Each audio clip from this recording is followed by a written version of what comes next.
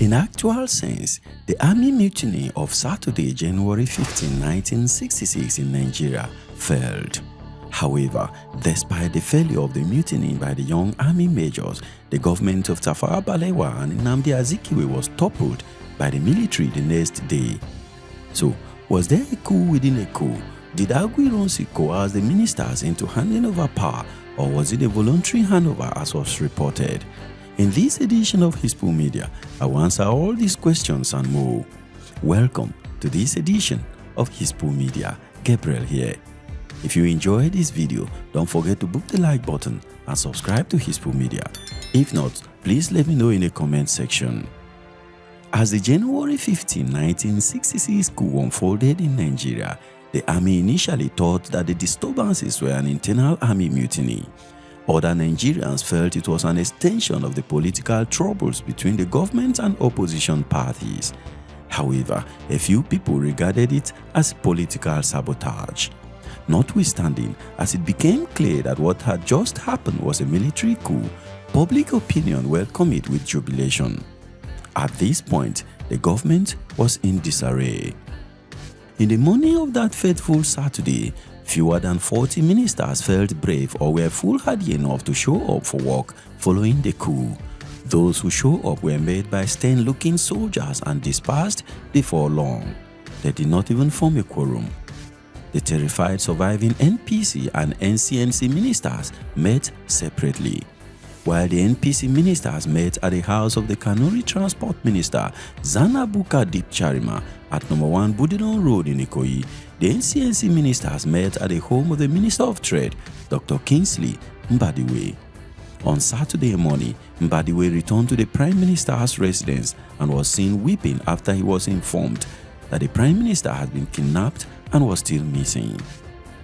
Between 9 to 10 a.m. on Saturday morning, senior police officers, including the Acting Inspector General of Police, Kamsalem, 2 British expatriate police officers, Leslie Madden, and Commissioner of Police, Force Headquarters, M.V. Jones, arrived at the 2nd Battalion Headquarters in Ikeja. Here, their first request was to reconnect the telephone lines that had been severed. This request was granted by Aguiyi-Ironsi. They also informed Aguiyi-Ironsi that the Minister of State, Alhaji Tako Galadima, wanted to see him at the police headquarters. On arrival at the police headquarters, Aguiyi-Ironsi made what appears like a virtual war cabinet. In attendance were Alhaji Tako Galadima and several security officials, such as the Acting Inspector General of Police, Alhaji Kansalem, and Theophilus Fagbola of the Police Special Branch. Also present were the military attaches of the United Kingdom and the United States, Beja and Horns. Lagos Commissioner of Police Haman Maiduguri, the Senior Defense Civil Servant Alhaji Amadou Kofi, and other Special Branch police officers were also present. It was at this point that the information about the abduction of the Prime Minister was relayed to Kofi by the police. Aguiyi-Ironsi was at first treated with suspicion by some of the Northerners who thought that he might have been an accomplice to the coup. However, while he was talking to them, news of the Sardauna's murder arrived. On hearing this news, Aguiyi-Ironsi wept. He explained that as the crisis unfolded, he did not know which of his officers to trust anymore. At this time, the remaining surviving ministers were shaking. By midday, the surviving members of the Council of Ministers tried to call an ad hoc cabinet meeting inside the police headquarters, but most of the cabinet ministers were too afraid to show up. In the end, however, they managed to muster a scanty cabinet meeting in the police headquarters.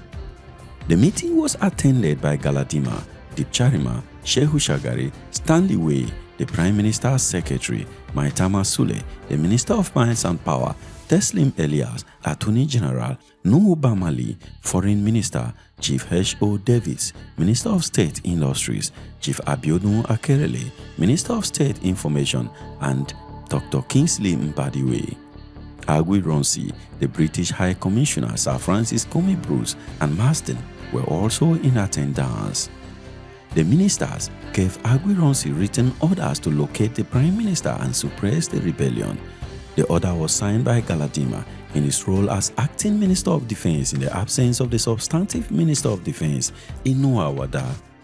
In the same vein, Aguiyi-Ironsi was also told to protect the parliament building as the ministers feared that it might be destroyed by the coup plotters.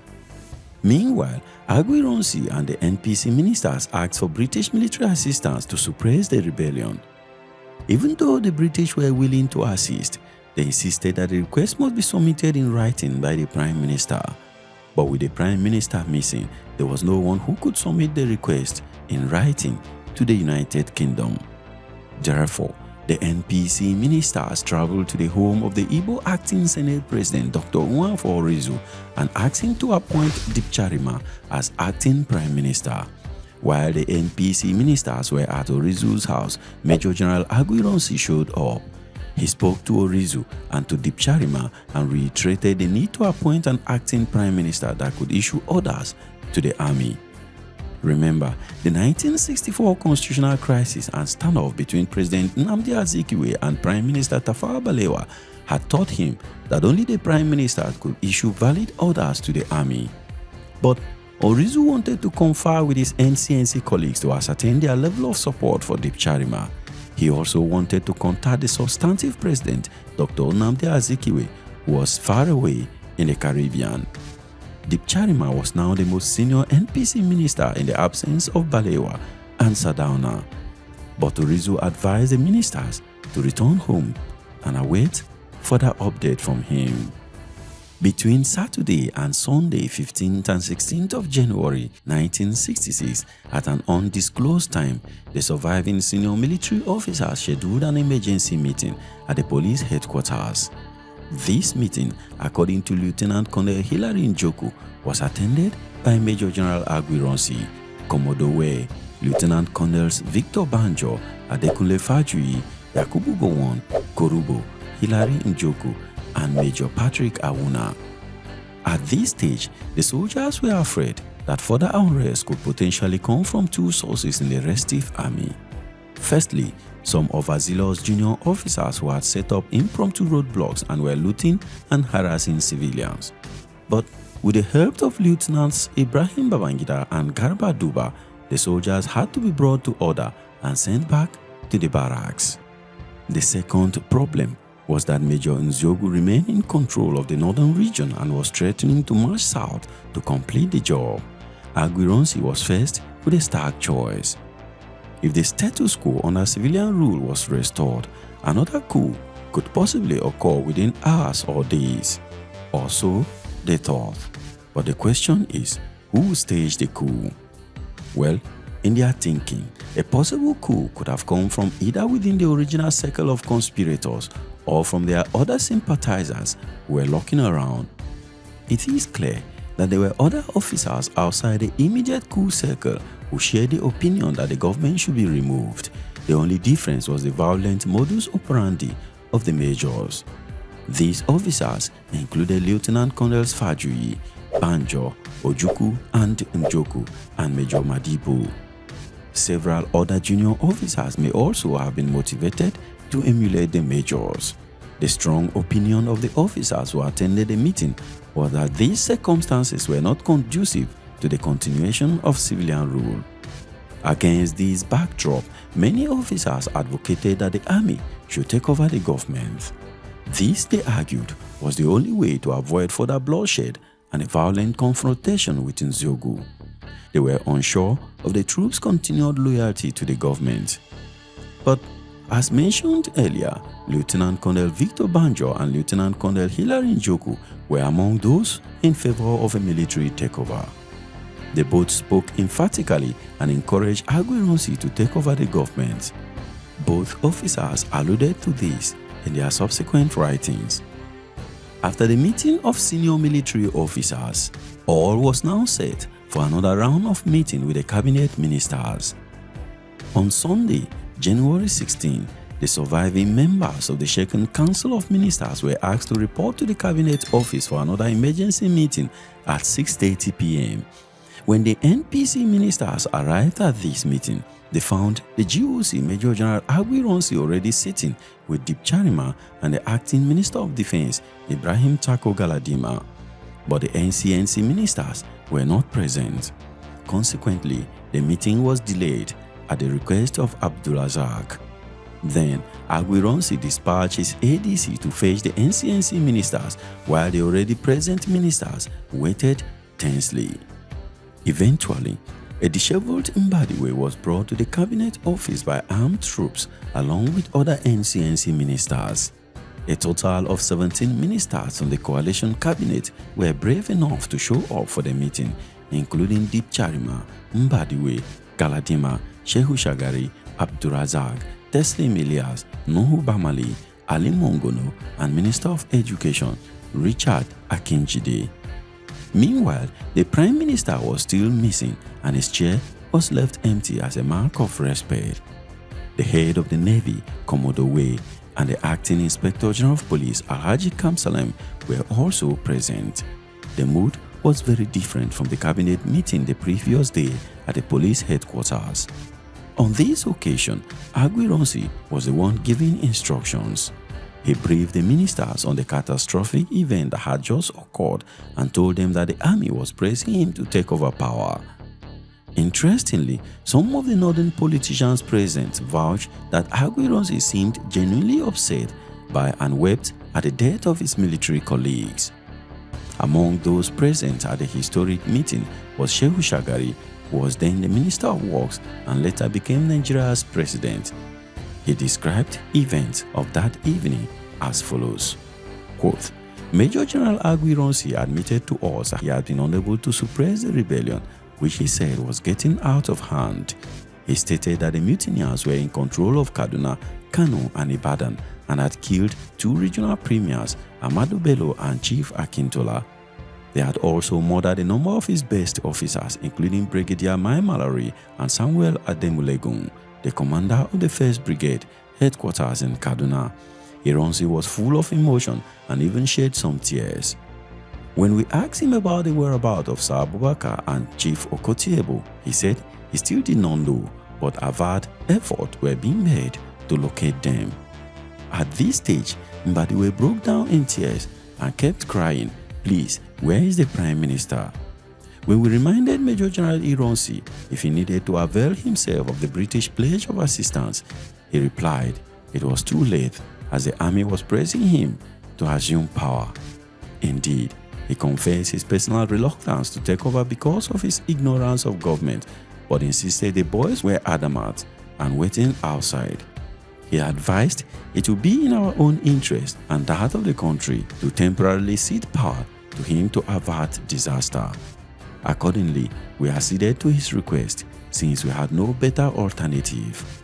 Ironsi then insisted that the understanding be written. Shagari's account was corroborated by Abdulrazaq, who took note as Aguiyi-Ironsi spoke. Abdulrazaq recalled, saying, "I was the only one who took note at that meeting. Ironsi told us that Major Nziogu had taken over power and threatened that if he did not cooperate with them, they would kill all of us." At this tense meeting, the Council of Ministers agreed to abdicate power to the armed forces. The issue of legality or otherwise of this decision will be discussed shortly. But the politicians were in such a state of disarray that the handover statement was scribbled on a piece of paper by Abdulrazaq. The statement in its manuscript was endorsed by other ministers. The ministers agreed to later have the statement typed.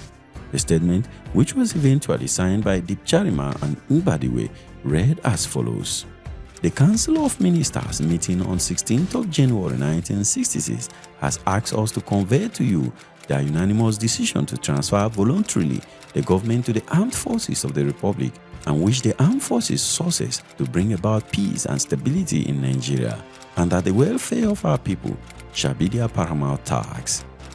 And so, that was the beginning of the new era. 10 minutes before midnight on Sunday, January 16, 1966, the acting president, Dr. Nwafor Orizu, made a nationwide broadcast transferring power to the military. Shortly afterwards, and on behalf of the military, Aguiyi-Ironsi accepted this offer. He said, quote, The government of the Federation of Nigeria having ceased to function, the Nigerian armed forces have been invited to form an interim military government for the purposes of maintaining law and order and of maintaining essential services. This invitation has been accepted, and I, General J.T.U. Aguiyi-Ironsi, the General Officer Commanding of the Nigerian Army, have been formally vested with the authority as head of the Federal Military Government and Supreme Commander of the Nigerian Armed Forces. End of quote.